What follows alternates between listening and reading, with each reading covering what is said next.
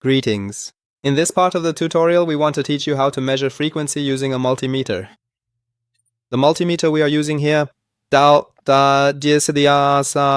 the VC97 Victor multimeter. But of course, you can use any type of multimeter that has a selector or range for frequency measurement. This particular multimeter is one of the reasonably priced models that also features frequency measurement. And with this multimeter, you can test various frequencies, which is one of the important features of auto-ranging multimeters. Now, what is the use of frequency for us, and why should we even measure frequency? I will explain that to you shortly. Well, one of the very important reasons we need to measure frequency is this. It's so that we can actually determine whether a circuit, like a power circuit, is functioning properly or not. Does it deliver the proper frequency to the transformer? Or, well, what exactly does that mean? We'll get hands-on with this in a moment, and I'll explain it to you on the board so you can understand better what I mean. So here I have brought a computer power supply, and I want to open up the circuit of this computer power supply. And I want to measure its frequency, that is, the frequency of the circuit. Now, before we get into the topic of the power supply, for example, just to have a simple example, let's try to measure the frequency of the mains electricity. Well, you know that the mains electricity is 220 volts, and you have definitely heard people say that the mains is 50 hertz, right? It is 220 volts at 50 hertz. So now, if we want to know whether that's really the case or not, what do? The probes should be in their normal position. We turn on the multimeter. We set the selector to the HZ mode, which stands for frequency, and when we switch to frequency, it doesn't matter. It doesn't matter whether the frequency is in AC or DC. So what do we do next? Look, hold the probe like this. Now I've connected this wire to the mains electricity. We connect the probe to the mains power. And you can see the frequency it's showing me is 49.92. Let's just say it's 50 hertz, and hertz is written as Hz. If, for example, it was kilohertz, it would be written as kHz, that's correct. And if it was megahertz, it would be written as mHz. So when it just says Hz, does that mean the frequency is in units of 1000? Well, that would be 50 hertz. You can see it's around 49.92 or 3. So that means the frequency of the mains electricity, which they say is 50 hertz, is correct. Here, in the simplest way, you learned how to test frequency with a multimeter. Look, I connected the two probes to the negative and positive, or phase and neutral, which is the voltage of the mains electricity. Well, you know it's AC, and this is how I placed the probes on the cable. Alright, that's that. Now we want to test another frequency. That was the mains frequency, and now I want to connect it to the power supply because we want to test the power circuit. Measuring frequency is really useful for you, especially when you're repairing a power supply circuit, not necessarily just a computer power supply circuit, since we're only using this computer power supply as an example, because what you learn here applies to all switching boards or switching power supplies, you could say. Most device failures are due to power supply or power circuit issues, so you need to learn this example and you'll be able to apply it. Whether you're a repair technician for package units, gas coolers and things like that, well, their power boards are all switching. Or if you're a repair technician for, say, computers and motherboards, again, you're dealing with frequency. So any kind of power supply or any kind of electronic circuit that works with frequency applies here. In many cases, it's necessary for us to measure the frequency. Now here we want to use a computer power supply as a reference and explain it. It doesn't matter if it's a computer power supply, you can do this on any board. We open up this power supply and measure the frequencies that come from the oscillator circuit of this power supply and enter the transformer windings.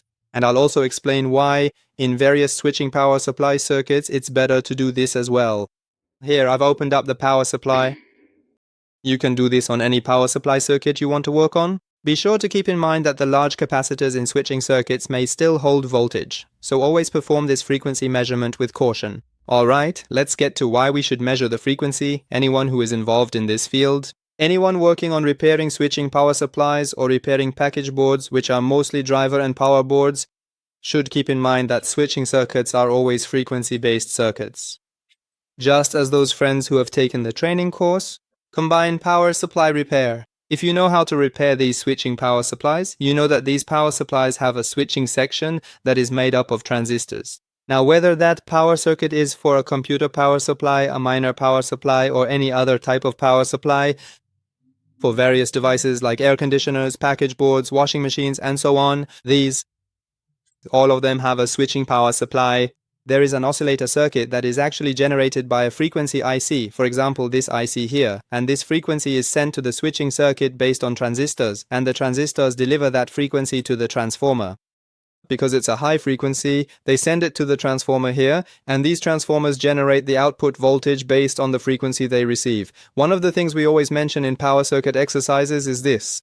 The first thing we do is check whether there is any voltage in the switching circuit at all, and whether any voltage is reaching the transformer. And as always, it's instructed to set the multimeter to AC voltage test mode and proceed. Basically, you should measure the input voltage to the transformers. Well, in many cases we see this. The voltage is fine, there is voltage present, but the power supply doesn't work. This is where many people ask, well, there is voltage, so why doesn't the power supply work? Is the transformer faulty? Yes, the transformer could indeed be faulty. But before we suspect the transformer, it's better to first measure the voltage. Well, once we see that there is voltage, then we need to measure the frequency. Why? Because in switching power supplies, and in a way, the main nature of switching power supplies is that these transformers are high frequency and operate at high frequencies. For example, with 1 kHz, 2 kHz, 20 kHz, I don't know, 5 kHz, it depends on that power supply. You shouldn't, for instance, see a frequency of 100 Hz or 200 Hz. If you see something like that, it means that either the manufacturer's reference or the frequency that could be generated by the switching IC or the transistor is having a problem. So you need to check the oscillator circuit. Now, in every switching circuit, as I mentioned, the oscillator could be based on a microcontroller, it could be based on an IC, or it could be based on a transistor. You need to check the oscillator circuit and actually replace the faulty components so that the correct frequency reaches the transformer. Because, for example, if this transformer is working at 20 kHz and you give it a higher frequency, well, it will burn out. That is, if the circuit generates a higher frequency, it will burn out. If it tries to give a lower frequency to the transformer, then the transformer won't work either. Ultimately, the switching circuit won't function properly, so you must make sure that the frequency is correctly reaching these transformers. Now you might ask, how do we know what the frequency of this transformer is? You don't need to find out the exact frequency based on the transformer's part number, as I mentioned. These transformers operate at high frequencies. For example, the 20 kHz I mentioned could be 10 kHz or 5 kHz, but you should not go below 1 kHz. Of course, this is in switching power supplies. You really shouldn't look for frequencies below 10 kHz at all. In none of these transformers should you see frequencies below 10 kHz, especially in switching power supplies. So these are the points you definitely need to pay attention to. Alright, what we're going to do now is first measure the voltage to see. When I flip the circuit and place the variac here, I turn the circuit over, and well, the input and output are completely clear. So now it's on this side. The primary circuit, which is the input of the transformers, is now on this side, and the secondary circuit, which is the output of the transformers, is here. I connect the power to the bench and then I turn it on using the power tester. When you turn on the power, you can see that there is voltage here, so from this point on you need to work with more caution. Now the first thing that power supply repair technicians or those working with switching power circuits always do is that they measure the input voltage to the transformer. To see whether there is input voltage to the transformer or not, we are going to do the same thing first. So set the multimeter to AC voltage test mode, music, and place the black probe on one of the legs of the bridge rectifier since I am testing the primary circuit. And the frequency of the primary circuit, which is actually the switching frequency, is applied to the transformer. I want to measure it, so I also need to take the bridge rectifier from the primary circuit. I do that and then place the probe, for example, on the input pin of the transformer, as you can see. Here it momentarily shows me a voltage of about 59 volts and then it disappears. Now what could this mean? Is there a fault in the circuit? Well, there could be a fault. But there are cases where, for example, you have a power supply that you've repaired, right? It's okay, it turns on, the voltages are present with the tester, everything seems fine, but then you go to test it. You see that it jumps like this and can't stay stable. We had about 60 volts, close to 60 volts at the input, right? Now why does this happen? It's because of the AC voltage measurement section of the multimeter. Not all multimeters are like this, but many multimeters can't measure the AC voltage unit properly. For example, if the AC frequency is a few kilohertz, the multimeter can't detect it properly and in a way, it gets missed by the multimeter. You see, it's similar to AC and DC because the frequency is high. As the frequency increases, the wavelength and amplitude get shorter, so it starts to resemble DC electricity. And since it becomes similar to DC, but the multimeter is set to AC mode, well, obviously it can't measure accurately, but here we managed to do it. We realize that we have the input voltage to the transformer. Right, you see, sometimes it shows up. Should we take a look? Well, is the input voltage we have also at a suitable frequency? This is where frequency becomes an important issue. Why? Because there are times when you see the input voltage to, for example, the transformer, right? Well, the voltage is there, like you just saw, but maybe the frequency that actually reaches the transformer isn't suitable. As I mentioned, several kilohertz need to reach the transformer to the switching transformers, because these are high-frequency transformers, so we need to make sure we get the frequency right. For example, we might not know if it's 20 kilohertz. In switching power supplies, 30 kilohertz is reaching the transformer. Now, in any switching power circuit, it means that the switching section, the transformer frequency, and the power circuit itself are all functioning properly. So what we need to do is take the multimeter and set it up. Set it to frequency test mode, which here is the Hertz setting. Then what do? I do exactly the same thing again. I place the probe, the black probe, on the ground and the positive probe on the same pin where the voltage was showing. Okay, let's see what it shows me. Look, it's displaying the frequency and it keeps increasing until it reaches a stable frequency. So that the multimeter can actually calculate it, we need to hold it steady for a while. Hold the probes without shaking. Look, it's about 130 kilohertz. Take a look. It's showing kilohertz there, which means kilohertz. The frequency of the music is about 130 kilohertz reaching this transformer, you see? Now if it fluctuates a bit, that's completely normal, there's no problem.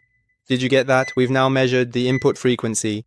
It had a frequency of 130 kilohertz, reaching the large transformer exactly 130 kilohertz, which means 130,000. In fact, the cycle was reaching this transformer. So, does that mean the transformer is okay? Actually, yes, it's fine, and its switching circuit is also fine. The music, in fact, the switching circuit, and the circuit that generates the frequency are all completely fine. But now we want to see if the transformer also gives us an output, since we have already measured the input frequency. The oscillator circuit was working, and it was sending a frequency of several kilohertz to the transformer. Now this time we'll stay on the secondary circuit, measure the output frequency of the transformer, and after that we'll also measure its voltage. Now, since I want to test the secondary circuit, I should also take the ground from the secondary side, the secondary circuit in a switching power supply. No matter which circuit you're working on, it's really easy to find the ground. You can find it in the circuit. It's the same negative side of the circuit, so we connect the probe to the negative, and since I'm working with a computer power supply, I connect this negative probe to one of the black wires here. Now it might not be very clear on camera, but I've connected it to the black wire, and with the red probe I want to measure the output frequency.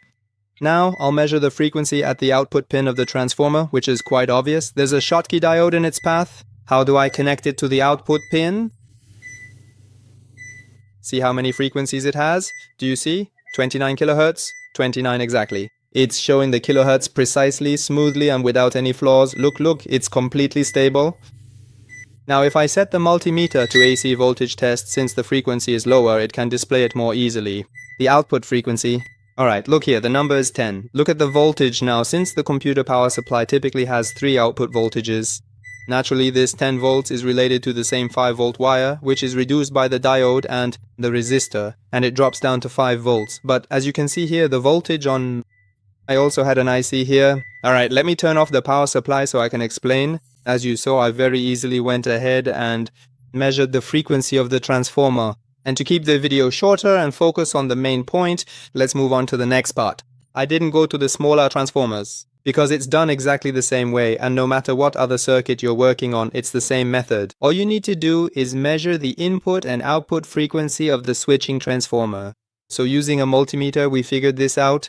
This shows that the frequency circuit of this switching power supply is completely healthy and working flawlessly, and since, in this tutorial, our goal was for you to learn how to measure frequency using a multimeter, well, I have taught you that as well. So as you saw, by using with a multimeter, how easily can you, if your multimeter has a frequency function, how easily can you measure the frequency of different circuits? You can use this feature of the multimeter very effectively in repairing power supplies and switching power supply circuits. Make use of it. I tried to keep it practical and concise and to convey the main point, so that you can apply this to all circuits and actually perform this measurement. So be sure to practice the frequency function a lot. Try to practice a lot on different circuits so that your understanding becomes deeper and more thorough. I hope this session has also been useful for you. Until the next session, goodbye.